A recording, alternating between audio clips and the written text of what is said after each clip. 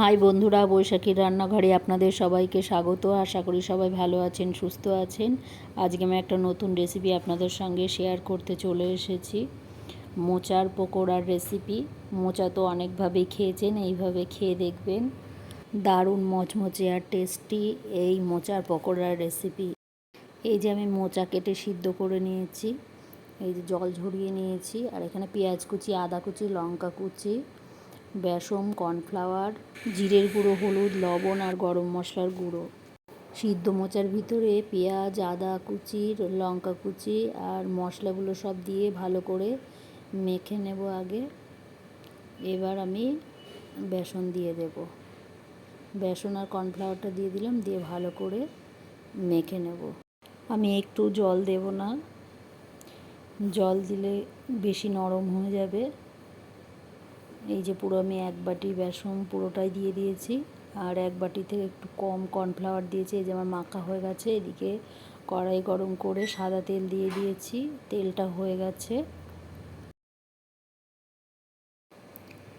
এই যে এবার আমি পকোড়াগুলো ভেজে নেব। এই যে এইভাবে ছোট ছোট করে ভেজে নিতে হবে।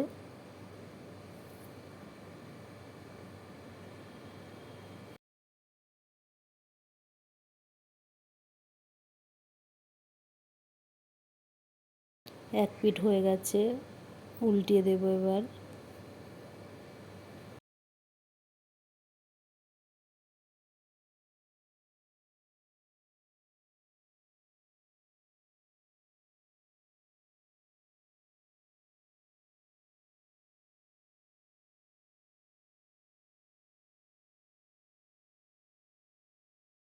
হালকা লাল হয়ে এসেছে, আর একটু লাল হয়ে আসলে মোচার পকোড়া রেডি হয়ে যাবে।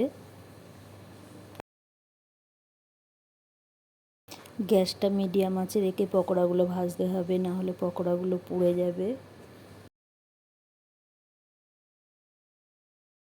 এই যে লাল হয়ে এসছে, এবার আমি পকোড়াগুলো তুলে নেব। এই যে মোচার পকোড়া রেডি হয়ে গেছে। এই রেসিপিটি আপনাদের যদি ভালো লেগে থাকে একটা লাইক, কমেন্ট এবং প্রচুর শেয়ার করবেন, এবং আমার এই চ্যানেলে যেই বন্ধুরা নতুন সাবস্ক্রাইব করে দেবেন এবং পাশের বেল আইকনটি প্রেস করে দেবেন নতুন নতুন রেসিপির ভিডিও পেতে।